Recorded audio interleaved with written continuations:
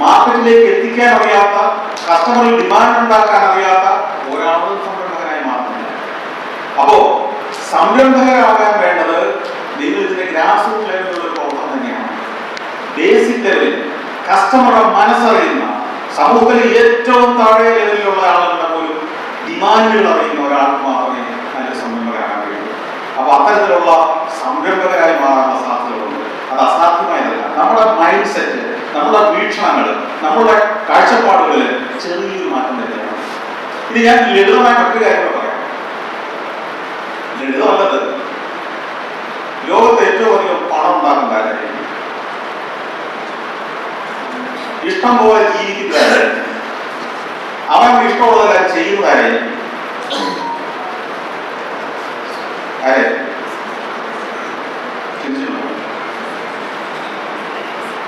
ഒന്നെങ്കിൽ സെലിബ്രിറ്റികളായി മാറിയ, താരങ്ങളായി മാറിയ കായിക താരങ്ങളോ സിനിമാ താരങ്ങളോ ഒക്കെ ആയിരിക്കാം. അതല്ലെങ്കിൽ ഏതെങ്കിലും സംരംഭകരായിരിക്കും. എനിക്കിന്ന് ബഹിരാകാശത്തേക്ക് പോകണമെന്ന് തോന്നുമ്പോൾ അതിന് പണം മുടക്കാനും അതിൽ തീരുമാനമെടുക്കാനും എനിക്ക് കഴിയുന്നത് ഞാൻ ഒരിടത്തെയും ഒരു എണ്ണോയി അല്ല എന്നതുകൊണ്ടാണ്. എന്റെ തീരുമാനം ഞാനാണ് എടുക്കുന്നത്. എനിക്ക് ഇങ്ങനൊരു ചാനൽ തുടങ്ങാൻ തോന്നുമ്പോൾ എനിക്ക് തുടങ്ങാൻ കഴിയുന്നത് ഞാനൊരു സംരംഭകനായതുകൊണ്ടാണ്. ഇന്നത്തെ ദിവസം 10 മണി മുതൽ അല്ലെങ്കിൽ 10 മുതൽ 12 വരെ എനിക്ക് വേണമെന്ന് തോന്നിയാൽ ഇവിടെ പ്രസംഗിക്കണമെന്ന് തോന്നുന്നത് എനിക്കാരുടെ അനുവാദം വാങ്ങേണ്ട എന്നതുകൊണ്ടാണ്. എന്നെ ഏത് പരിപാടിക്ക് വിളിച്ചാലും ആ പരിപാടിക്ക് പോകണമോ വേണ്ടോ എന്ന് തീരുമാനിക്കാൻ കഴിയുന്നത് എന്റെ പരിപാടികളും എന്റെ സ്ഥാപനവും എനിക്ക് ചുറ്റും എന്റെ ആവശ്യത്തിനനുസരിച്ച് പ്രവർത്തിക്കുന്നതുകൊണ്ടാണ്. ഞാനില്ലെങ്കിൽ ഇല്ലാത്ത സംവിധാനം എനിക്ക് എന്റെ അസാന്നിധ്യത്തിൽ അവിടെ പ്രവർത്തിക്കാനുള്ള സംവിധാനം ഞാൻ ഉണ്ടാക്കിയിട്ടുണ്ട്. അവരതനുസരിച്ച് പ്രവർത്തിച്ചു കൊടുക്കും. അപ്പോൾ നിങ്ങൾ ഓരോരുത്തരും നിങ്ങളുടേതായ ഒരു ലോകം, നിങ്ങളുടേതായ ഒരു സംരംഭം, നിങ്ങളുടേതായ ഒരു പ്രവർത്തന മണ്ഡലം, അവിടെ നിങ്ങൾക്ക് ചുറ്റും പ്രവർത്തിക്കുന്ന ഒരു ആവാസ വ്യവസ്ഥ സൃഷ്ടിക്കാൻ കഴിയുന്നവരായി മാറാൻ കഴിയുമോ എന്ന് ചിന്തിക്കണം. അത് വലിയ ആസ്വാദ്യമായ കാര്യമാണ്. വെല്ലുവിളികളുണ്ട്. പക്ഷേ ഞാൻ പലപ്പോഴും കാണുന്നത് കേരളത്തിലെ വിദ്യാർത്ഥികൾ ഒഴികെ മറ്റു പല നാടുകളിലേക്ക് ചെല്ലുമ്പോൾ അവരുടെ ഏറ്റവും ആദ്യത്തെ സ്വപ്നം, തീർച്ചയായും സയൻസ് ആൻഡ് ടെക്നോളജി മേഖല അവിടുത്തെ തൊഴിൽ സാധ്യതകളെ കുറിച്ച് ഒന്നാണ് ഞാൻ പറയുന്നത്. ജിയോ എന്ന കമ്പനിയുടെ, റിലയൻസ് എന്ന കമ്പനിയുടെ ഉപ കമ്പനികളുടെ വിഭാഗങ്ങളിൽ സയൻസ് ആൻഡ് ടെക്നോളജി മേഖലയിൽ എത്രയോ വിദഗ്ധന്മാരും പ്രമാണിമാരും ജോലി ചെയ്യുന്നുണ്ടാവും. മുകേഷ് അംബാനിയേക്കാളോ അല്ലെങ്കിൽ അദ്ദേഹത്തിന്റെ മക്കളെക്കാളോ വിദ്യാഭ്യാസവും വിവരവും പാണ്ഡിത്യവുമുള്ള എത്രയോ ആയിരക്കണക്കിന് പ്രതിഭകൾ ജോലി ചെയ്യുന്നുണ്ടാവും.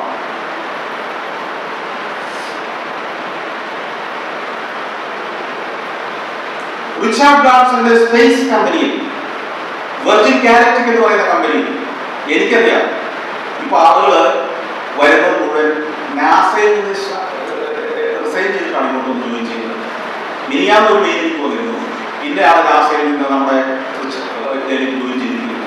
9ാം ക്ലാസ് പാസ്സാകാത്ത റിച്ചാർഡ് ബ്രാൻസന്റെ കമ്പനിയിൽ ജോയിൻ ചെയ്യാൻ നാസയിലെ ശാസ്ത്രജ്ഞന്മാർ നിൽക്കുകയാണ്. സംരംഭകത്തിന്റെ കരുത്താണ് ഈ കാണുന്നത്. അത് ഉപയോഗിക്കാൻ കഴിയുന്ന രീതിയിൽ കേരള സമൂഹത്തെ നമുക്ക് രൂപാന്തരപ്പെടുത്താനോ പഠിപ്പിച്ചെടുക്കാനോ കഴിഞ്ഞില്ല എന്നുള്ളത് കൊണ്ടാണ് കേരളം ഇന്ന് നേരിടുന്ന വെല്ലുവിളികൾ. ഇപ്പോ ഞാൻ വന്നപ്പോ സാധന പറയുകയല്ലേ, വലിയ ആഗ്രഹങ്ങളുണ്ട്. യൂണിവേഴ്സിറ്റിയിൽ നമുക്ക് അത് ചെയ്യണം, ഇത് ചെയ്യണം, ഇത് ലോക നിലവാരമാക്കണം. ഒറ്റക്കുഴപ്പമുള്ളൂ, പൈസ ഇല്ല. ഞാൻ നാട്ടിൻകോളിന്റെ ഒരു മെമ്പർ കൂടിയാണ്. എനിക്കറിയാൻ നേരിടുന്ന പ്രശ്നം എന്താണ്.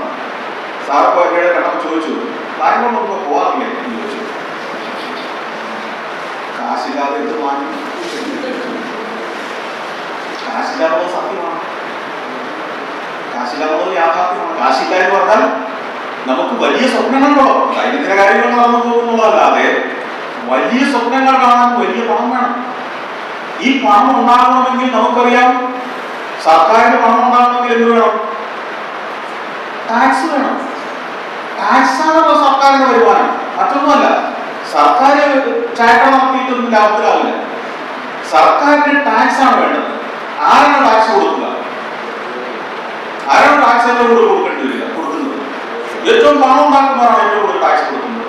അപ്പൊ ഏറ്റവും പണം ഉണ്ടാക്കുന്ന ആളുകളെ സൃഷ്ടിക്കാനാണ് ഒരു സ്റ്റേറ്റ് ചെയ്യുന്നത്. ഏറ്റവും കൂടുതൽ പണം ഉണ്ടാക്കുന്ന തമിഴ്നാട്ടിൽ സ്റ്റാർട്ട് നോക്കും. അവിടെ എല്ലാവരെയും പ്രോത്സാഹിപ്പിക്കുക. ഏത് രാജ്യത്തു നിന്ന് ഏത് കമ്പനി വന്നാലും എല്ലാ സൗകര്യങ്ങളും കൊടുക്കുക. അല്ലെങ്കിൽ ഇവിടെ നിന്ന് കേരളത്തിൽ തന്നെ പല സ്റ്റേറ്റുകളും ആളുകൾ അങ്ങ് കൊണ്ടുപോകുന്നതിന്റെ കാരണത്തിൽ വേണ്ടത് എന്തുകൊണ്ടാണ്? എത്ര സംരംഭകരാണെന്നാലും അവൻ ലാഭം ഉണ്ടാക്കാൻ തുടങ്ങി കഴിഞ്ഞാൽ ആ ലാഭത്തിന്റെ 30-40% സ്റ്റേറ്റിനുള്ളതാണെന്ന് ഏതൊരാൾക്കും അറിയാം. ഏത് സംരംഭത്തിന്റെയും ലാഭത്തിന്റെ 30-40% ബാക്കിയൊക്കെ ആ സ്റ്റേറ്റിന് വേറെ ഒത്തിരി കിട്ടും. കറണ്ടിന്റെ ചാർജായിട്ട് കിട്ടും, വെള്ളത്തിന്റെ കരവായിട്ട് കിട്ടും, കെട്ടിട നികുതിയായിട്ട് കിട്ടും, എംപ്ലോയ്മെന്റ് കൊടുക്കുന്നതിന്റെ പേര് കിട്ടുന്നത് കിട്ടും. 100,000 മേഖലകൾ വേണമെങ്കിൽ ഇതൊന്നുമല്ലാതെ വളരെ സോളിഡായിട്ട് ആ കമ്പനി ഉണ്ടാക്കുന്ന ലാഭത്തിന്റെ 30% മുതൽ 40% വരെ പലവിധ ടാക്സ് ആയിട്ട് സ്റ്റേറ്റിന് കിട്ടും. അതായത് സംരംഭം തുടങ്ങുക 1 കോടി രൂപ ലാഭം ഈ വർഷം ഉണ്ടാക്കിയാൽ സർക്കാരിന് അതിനകത്ത് 30 ലക്ഷം രൂപ കിട്ടുന്നതെന്ന് ഉറപ്പാണ്. സർക്കാർ ഒന്നും ചെയ്യണ്ട, ഞാൻ ടാക്സ് അടയ്ക്കുന്നതെന്ന് ഉറക്കിയാൽ മാത്രം മതി. ഇത്രയും സാധ്യതകളെയാണ് നമ്മൾ ഈ കഴിഞ്ഞ കുറെ കാലങ്ങളായിട്ട് വേണ്ടാന്ന് വെച്ചത്.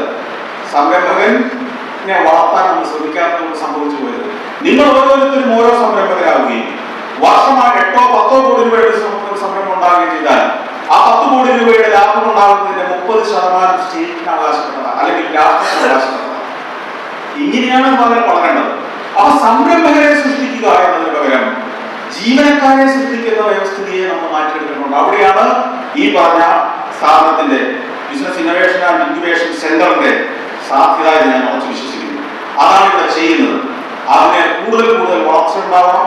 ആ മട്ടിൽ നമ്മുടെ പുതിയ തലമുറ മറ്റെല്ലാ സ്കൂളുകളിലുള്ള ആളുകളെ സംരംഭകരാക്കി മാറ്റുന്ന ഒരു പ്രവർത്തനത്തിന് തീർച്ചയായിട്ടും ത്വരിതപ്പെടുത്തേണ്ടതുണ്ട്.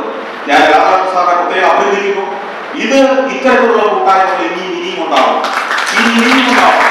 നമ്മൾ ഓരോ വിദ്യാർത്ഥിയും ഓരോ സംരംഭങ്ങളാക്കി മാറ്റുന്നത്. ലോകം, ചൈന, അമേരിക്ക, ലോകത്തിലെ പല വൻശക്തികളും അവരെങ്ങനെ വൻശക്തികളായി? അവരുടെ സംരംഭകരുടെ കരുത്തിലാണ്. അമേരിക്കയെ കുറിച്ച് നമ്മൾ എത്രയൊക്കെ കുറ്റം പറഞ്ഞാലും നമ്മൾ എല്ലാ ദിവസവും എല്ലാ മാസവും ഒരു നിശ്ചിത തുക അമേരിക്കയ്ക്ക്